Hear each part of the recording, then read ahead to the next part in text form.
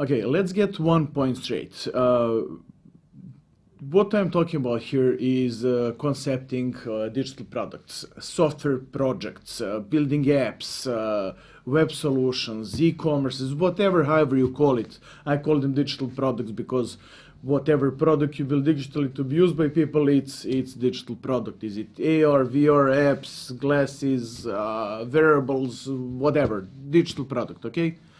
We need to have that straight. So, I'm talking about this like yada yada yada important stuff, how to do it professionally and whatnot. Yes, do it that way. It's really important, but I gotta generalize things a little bit, so I make it more understandable by the common audience. So I'm gonna talk today about 10 points.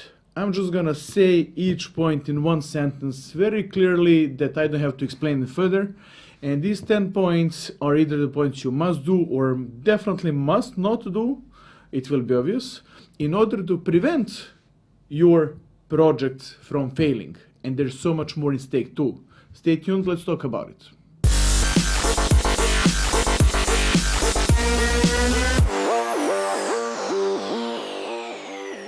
So it all starts with poor planning. There's simply no way to build something, whatever it is. I mean, are we talking about digital products? Are we talking about relationships? Are we talking about building a raft when you go and have beer on the river? You have to follow some steps that make it feasible to build something that is of good quality. So if you're going to build a raft, it doesn't matter as long as you don't sink the same day. But when you're building a digital product, that is a tool which runs your business, based on which you run your business kind of thing. So there's so much more in stake. If you fail with the digital product, you're going to fail with the business. So it's important, really. I hope you get it. So it's really important to build things, to plan, and not only the project, not only to plan the product itself, but the entire project, and not only from technological perspective. You must plan business development around the product, you must plan marketing around the product, you must plan your manpower, clients, and anybody else who might be involved. So for that reason, when you go ahead and start concepting a new digital product, it's really important to get all the parties involved at certain stages when they're needed. So you might need product management. You will definitely need product management. It's yourself, I guess, if you're watching this. Also project management of how is this going to be delivered. So you need smart planning. Also business people, business owners, business strategists who can plan how this project is led to market, how you're talking to clients, and everything around the business, because, as I said, digital product is a tool for your business, so obvious stuff. When it comes to marketing, very important. Very early in the process, you need marketing people involved in not only product, but also project planning. I've spoken about this in, I believe, episode number 9, where everything that you're building, this digital product that you're building, it must reach people.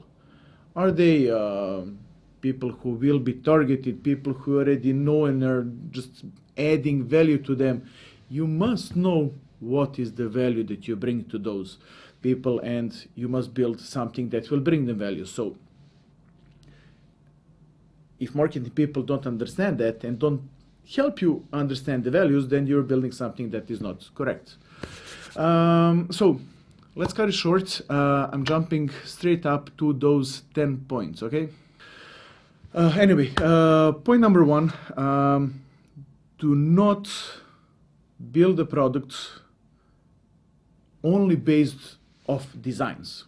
So you can't really go in and, oh, I have an idea, draw stuff, work with designer, and you hand it off to development team, and that's it. That is totally wrong. Never do that.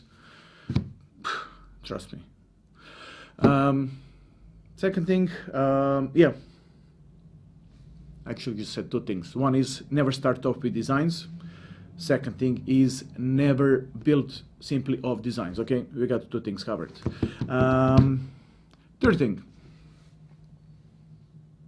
and if you don't know why, check my previous episodes and you'll see what is the road you must take, what is the workflow of getting to designs. Designs come, they don't come. They come when you're done concepting everything. So that is part of delivering the product and not conceiving a product, okay? So everything that you do, scratch that. Even if you've done the designs, but you should do wireframes, document everything. Specify to the tiniest detail, specify everything. Everything that's crucial, at least. Everything that must be done as you expect it to be done, okay? Which leads us to the point number 4, obvious. Next step is do not leave anything for interpretation that you don't want to be interpreted. So I'm just going to touch basics again. So if you say, I want my users to log in with social networks, and that's all you said. So it can be one social network, it can be 10 social networks. So choose, God's sake, okay? Difference in effort is like 1 day or 10 days or 300 days. So it influences your project, influences your deadlines, it influences your expenses. You know, get a grip of it.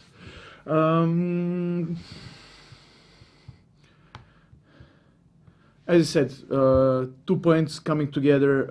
Know who you're building the product for, and know the value of each feature to each of the target audiences that you have. Very important, because if you're building something and you say everybody can use my product, that is totally wrong.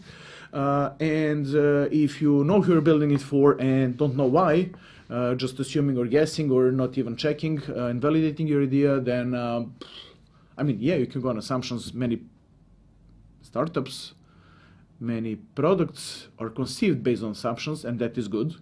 In one of my episodes, I'm talking about these assumptions and the value they have, and they come from the value that you have. So make sure those match. And yeah, I don't know which episode it was. So yeah, leave in the comments if you want to speak about it again. Point number 7, document everything. Whatever, just document everything. Even when you're thinking about something totally irrelevant, or is this going to happen or not, or I have an idea, whatever, just keep documenting stuff, because they will make sense eventually. They will provide value to yourself. Let me see.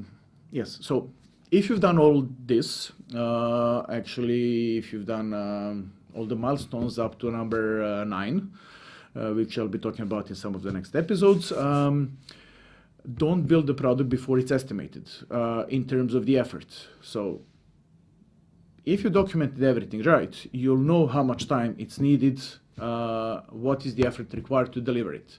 So get the estimates and then work to match the estimates.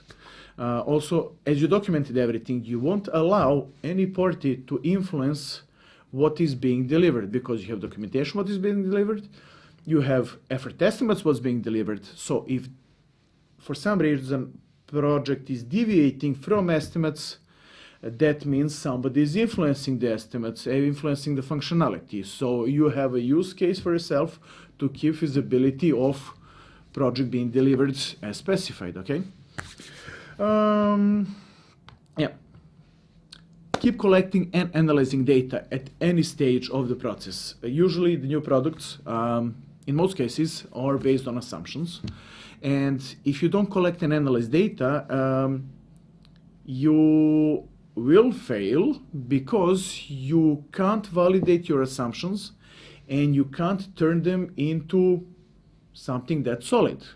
So keep collecting and analyzing data at any step of the process, even discussions and thinking, and not even having a live product, because once you collect the data and analyze it, that means you can keep building or innovating or making sense out of your product because it's based on something that is real data, not just assumptions. That's it, what I had to say for these 10 points. And if you have any questions, of course, leave a comment, get in touch. I'll be happy to help. Ciao. Hey guys, I really hope I brought you value with this episode of the Digital Product Concepting and Innovation. Go ahead, subscribe, share this, pass it on, and let me know what you think.